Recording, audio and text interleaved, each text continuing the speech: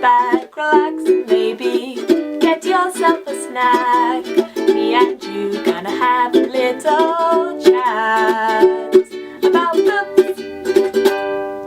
Hey guys, I am here today to do a review of one of my favourites from the SPFBO competition right now. If you don't know what SPFBO is, I will put a link to my video and also to Mark Lawrence's blog where I talk about what the self-published fantasy blog-off is, and Mark Lawrence goes through the process of how it all works. And this is one of the books that I had to read as part of my contribution for SPFBO. So this book is called Gift of the Phoenix and it's by Donna Cook. This book is a beautiful book, as I think you'll all agree, and I have the Kindle version. It's about just under 600 pages, it's about 570, so it's a pretty long read, and it is a classic fantasy in style, so it does have moments where it feels a bit slow moving, but then again I think most classic fantasy kind of has that. This is a high fantasy story. It has a lot of magic. Magic is kind of the focus of the story.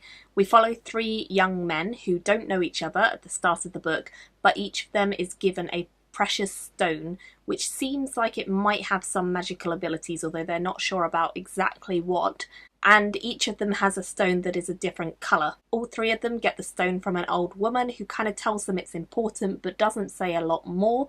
And over time they kind of find one another and they start to understand that the stones are all part of a prophecy which three of them are involved in, and hopefully they will be able to come together and save the world from a disaster that could be unthinkable. The three young men that we follow are called Nikolai, Corin and Marcellus. Marcellus is the prince of the realm. He is in training all his life. He is the son of the king who is very noble and has been teaching him.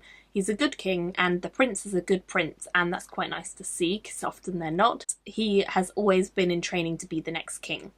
We then have Corin, who is a magician. Corin has been in training to kind of become part of the Society of Wizards. He is very, very powerful. He's kind of above average for magic and he's very, very talented in the magical areas. He's actually been taken in by the head of the order, who is his kind of trainer, and he's an apprentice to her, and over the years he has learned an awful lot from her, and he's kind of quite close to being able to forge his own staff, which would mean he became a full magician. We then also have Nikolai, who is just a farmer's son.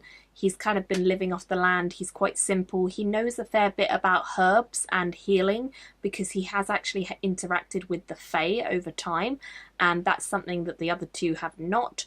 And the three of them together kind of have a connection, I won't say what, that means they could come together and save the world. With all of their distinct abilities and properties, they could come together to save the world. The three of them are quite different in character, and they actually have a few kind of moments of butting heads because of the differences in their personalities, but they do need to come together in order to save the world, and despite their differences, they need to put them behind them and figure out how they can stop whoever it is who's working against them. What I really enjoyed about this book is that it feels very classic and very fun, and it's kind of like going back to the roots of good old fantasy. It's what you know, it's what you love, and it has that classic vibe to it. It feels like there is a lot of magic in this world. We have kind of people who can transform into animals, we've got the fairies, we've got different magical spells that are cast by the magicians, we have ancient evils kind of manifesting. And the power of this world actually comes from the Phoenix, which is legendary. We've got magical items, we've got magical places. Basically there is magic in everything, even if you don't realise it. And magic is key to not only the characters, but also to the plot of this whole entire world. And it's very much key to everything existing in this world. The magic of the Phoenix kind of imbues everything, and without it, this world could crumble very, very easily, which is why the three of them need to figure out a way to save the Phoenix from whoever is trying very hard to destroy it and take the power. We have a kind of traditional healer turned knight, magician turned commander, and prince turned king over the course of the book. And I think it's quite cool to see these three stereotypical characters coming together in a fairly fun, fantastical way. I obviously love fantasy, and so this is very much my kind of thing.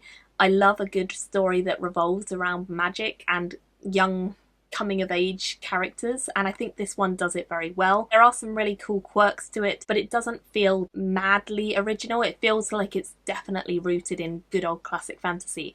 So I think if you do enjoy classic fantasies, this will probably be right up your alley, but it is a slower read than some other fantasy books because of the classic long adventure story that it tells. I thoroughly enjoyed this, and I have actually purchased the second book in the series for myself because it is a series, so I'm looking forward to sort of finding out what happens next, particularly after the ending, which was pretty epic. And I would highly recommend this one, so I'd love to hear in the comments if you are going to pick it up. And as this is by a self-published author, of course, any purchases and reviews that you guys can give it will really help the author, so I do definitely want to recommend it to you guys.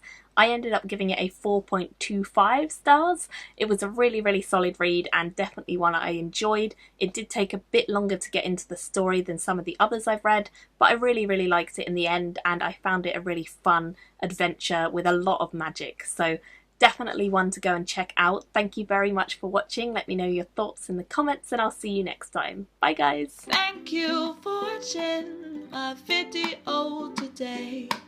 Go pick up a book, then come back and chat with me again.